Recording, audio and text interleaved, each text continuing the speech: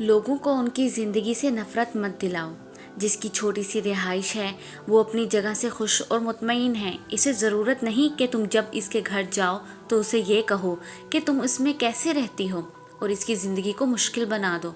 जिसका शोहर मुश्किल मिजाज का है और वो इसे जानती है और वो अपने बच्चों और घर के लिए इसके साथ निभा रही है, वो तुम्हारी तरफ से ये सुनने की मुंतज़िर नहीं है कि अरे ये तो बहुत बुरा हाल है, मैं तुम्हारी जगह होती तो इसका गला घोंट देती या छोड़ देती, वगैरह वगैरह।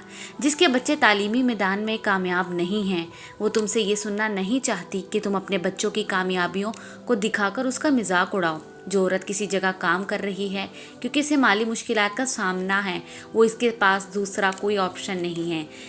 इसे तुम्हारी तरफ से ये सुनने की ज़रूरत नहीं है कि ये कैसी जगह है जहाँ तुम काम कर रही हो। मैं तो कभी भी ऐसे काम को कबूल नहीं करती। हर इंसान की ज़िंदगी की मुश्किलात और हालात अलग होते हैं और हमें दूसरों को नीचा दिखाने या उनकी ज़िंदगी के फ़ैसलों पर तनकीद करने की बजाय इनकी हमायत करनी चाहिए।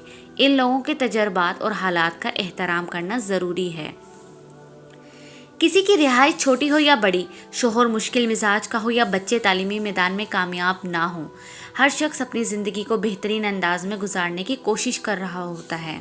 हमें लोगों की मदद और हौसला अफजाई करनी चाहिए, ना कि उनके हालात को मज़ीद मुश्किल बनाना।